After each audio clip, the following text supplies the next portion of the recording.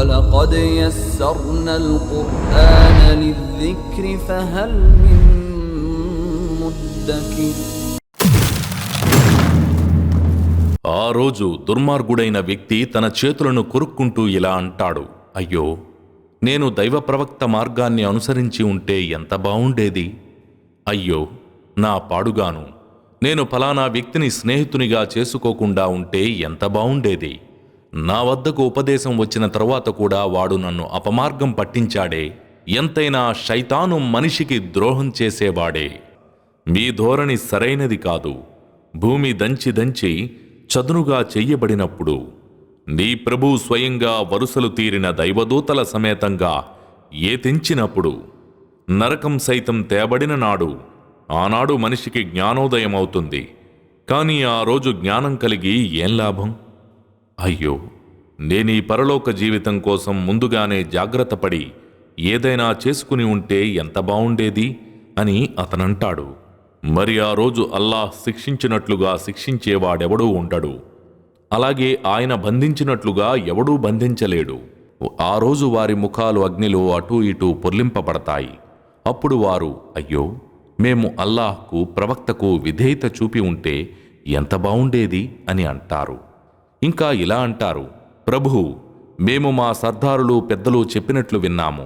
వారు మమ్మల్ని పెడత్రోవ పట్టించారు. ప్రభూ, నీవు వారికి రెండింతల శిక్షను విధించు. వారిపై పెద్ద శాపాన్ని అవతరింపజేయి. ఇక ఎవరి కర్మల చిట్టా అతని ఎడమ చేతికి ఇవ్వబడుతుందో అతను ఇలా అంటాడు, అయ్యో, నా కర్మల పత్రం నాకివ్వబడకుండా ఉంటే, నా లెక్కేమిటో నాకసలు తెలియకుండా ఉంటే ఎంత బావుండేది. అయ్యో, నా చావే నా వ్యవహారాన్ని తేల్చేసి ఉంటే బావుండేదే. నా ధనం నాకేమాత్రం మక్కరకు రాలేదు. నా అధికారం కూడా నా నుండి చేజారిపోయిందే.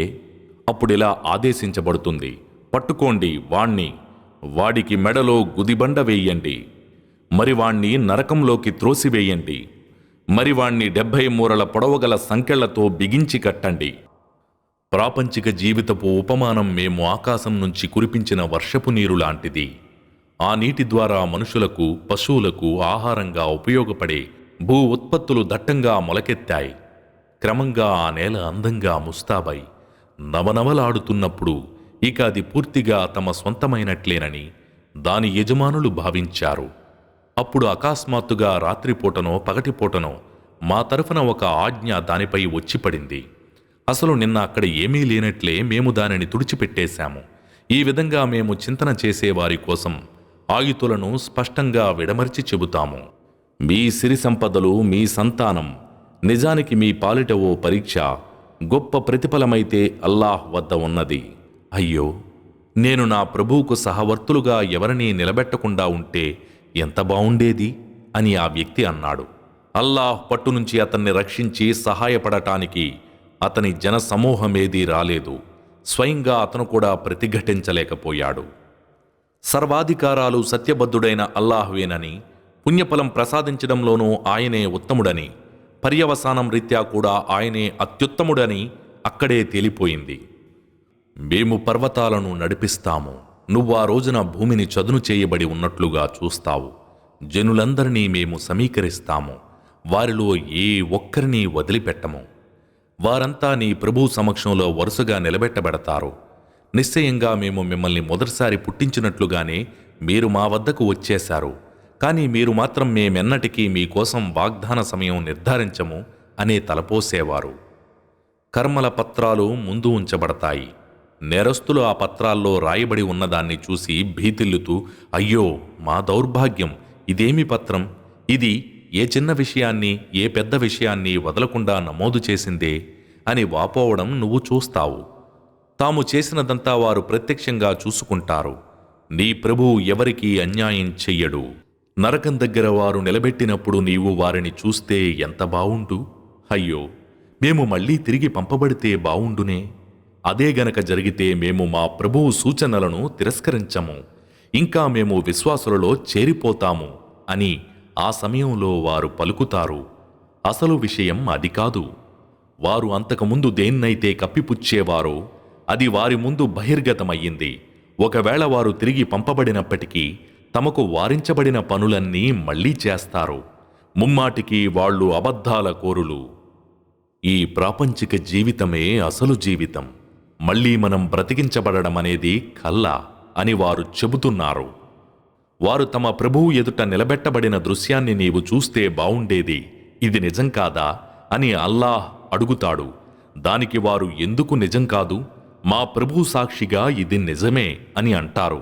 మరి అయితే మీ తిరస్కారానికి బదులుగా శిక్షను చవిచూడండి అని అల్లాహ్ సెలవిస్తాడు.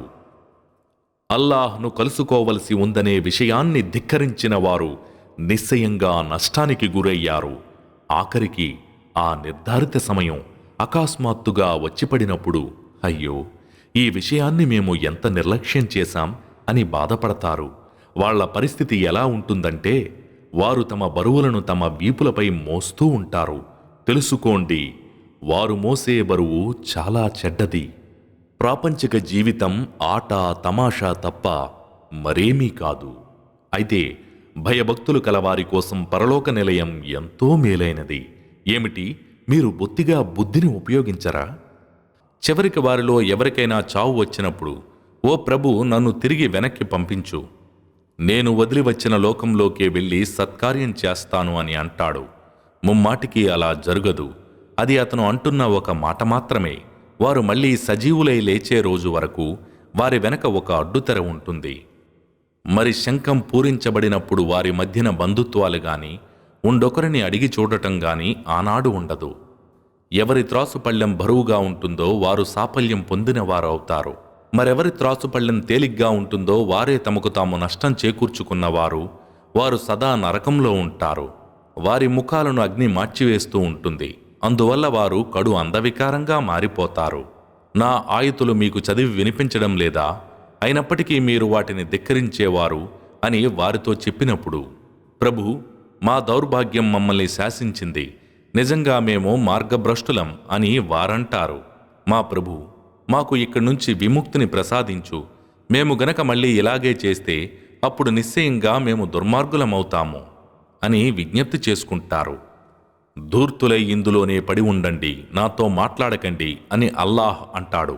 నా దాసులలోని ఒక వర్గం వారు, ఓ మా ప్రభు, మేము విశ్వసించాము కనుక మమ్మల్ని క్షమించు, మాపై దయచూపు, నువ్వు దయచూపే వారందరిలోకెల్లా శ్రేష్ఠుడవని వేడుకునేవారు. కానీ మీరేమో వారిని నవ్వులాటగా తీసుకున్నారు. ఆఖరికి మీ ఈ పరాచకాలు మిమ్మల్ని నా ధ్యానం నుండి కూడా మరిపింపజేశాయి. అయినా మీరు వారిని పరిహసిస్తూనే ఉన్నారు. నేను ఈరోజు వారికి వారి సహనానికి తగిన ప్రతిఫలమిచ్చాను. వాస్తవానికి వారు సఫలీకృతులయ్యారు. మీరు ఎన్ని సంవత్సరాల పాటు భూలోకంలో ఉండి ఉంటారు అని అల్లాహ్ వారిని అడుగుతాడు. ఒకరోజో లేక ఒకరోజు కన్నా తక్కువ సమయమో ఉండి ఉంటాము, కావాలంటే లెక్కించే వారిని అడగండి అని వారంటారు. అల్లాహ్ అంటాడు, నిజంగానే మీరు చాలా కొద్ది సమయమే అక్కడ ఉన్నారు. మీ సంగతిని మీరు ముందే గ్రహిస్తే ఎంత బావుండేది. మేము మిమ్మల్ని ఏదో ఆషామాషీగా పుట్టించామని మీరు మా దగ్గరకు మరలి రావటం అనేది జరగని పని అని అనుకున్నారా? అల్లాహ్ ఏ నిజమైన సార్వభౌముడు, ఆయన మహోన్నతుడు. ఆయన తప్ప మరో ఆరాధ్య దేవుడు లేడు. మహోన్నత పీఠానికి ఆయనే అధిపతి. ఎవడైనా తన దగ్గర ఏ ప్రమాణమూ లేకపోయినప్పటికీ అల్లాహ్తో పాటు వేరొక దేవుణ్ణి మొరపెట్టుకుంటే అటువంటి వ్యక్తి లెక్క అతని ప్రభువు వద్ద ఉన్నది. నిశ్చయంగా అవిశ్వాసులు సఫలురు కాలేరు. ఓ ప్రవక్త, ఇలా ప్రార్థించు, నా ప్రభు, క్షమించు, కనికరించు, కనికరించే వారందరిలోకెల్లా నీవు ఉత్తముడవు. ఓ ప్రవక్త, నా తరఫున వారికి ఇలా చెప్పు, తమ ఆత్మలపై అన్యాయానికి ఒడిగట్టిన ఓ నా దాసులారా, మీరు అల్లాహ్ కారుణ్యం పట్ల నిరాశ చెందకండి. నిశ్చయంగా అల్లాహ్ పాపాలన్నింటినీ క్షమిస్తాడు. నిజంగా ఆయన అమితంగా క్షమించేవాడు, అపారంగా కరుణించేవాడు. మీపై విపత్తు వచ్చి పడకముందే మీరు మీ ప్రభువు వైపుకు మరలండి, ఆయనకు విధేయత చూపండి. ఆ తరువాత మీకెలాంటి సహాయమూ లభించదు. మీకు తెలియకుండానే మీపై అకస్మాత్తుగా ఆపద వచ్చి పడకముందే మీ ప్రభు తరఫు నుండి మీకు పంపబడిన ఉత్తమ విషయాన్ని అనుసరించండి. అప్పుడు ఏ ప్రాణి అయినా అయ్యో, ఏమి దురావస్థ నాది, నేను అల్లాహ్ విషయంలో లోటు చేశానే, నేను గేలి చేసేవారిలో ఉండిపోయానే అని చెబుతుందేమో. ఆ పరిస్థితి రాకూడదు సుమా. లేదా అల్లాహ్ గనుక నాకు సన్మార్గం చూపి ఉంటే నేను కూడా భయభక్తులు గల వారిలో చేరి ఉండేదాన్నేమో అని చెబుతుందేమో, లేదా శిక్షను చూసిన తరువాత ఎలాగైనా సరే నేను తిరిగి ప్రపంచానికి పంపబడితే నేను సజ్జనుల్లో చేరుతాను అని పలుకుతుందేమో. మీకు ఆ దురావస్థ రాకూడదనే ఈ విషయాలన్నీ విడమర్చి చెప్పబడ్డాయి. అది కాదు. నిశ్చయంగా నా సూచనలు నీ వద్దకు వచ్చాయి, కానీ నువ్వు వాటిని ధిక్కరించావు. గర్వాతిశయంతో విర్రవీగావు. అసలు నువ్వు అవిశ్వాసులలో ఒకడువు అని అనబడుతుంది. ఎవరైతే అల్లాహ్పై అబద్ధాలు చెప్పారో ప్రళయ దినాన వారి ముఖాలు నల్లగా మారిపోవటాన్ని నీవు చూస్తావు. ఏమిటి? గర్వంతో విర్రవీగే వారి నివాస స్థలం నరకం కాదా? మరెవరైతే భయభక్తులతో మెలిగారో వారిని అల్లాహ్ వారి సాఫల్యంతో సహా కాపాడుతాడు. వారిని ఏ బాధ కూడా తాకదు, వారికి ఏ దుఃఖం ఉండదు. అన్ని వస్తువులను సృష్టించినవాడు అల్లాహే. అన్ని వస్తువులకు సంరక్షకుడు కూడా ఆయనే. భూమి ఆకాశాల తాళం చెవులకు యజమాని ఆయనే. అల్లాహ్ సూచనలను తిరస్కరించిన వారే చివరకు నష్టపోయేవారు.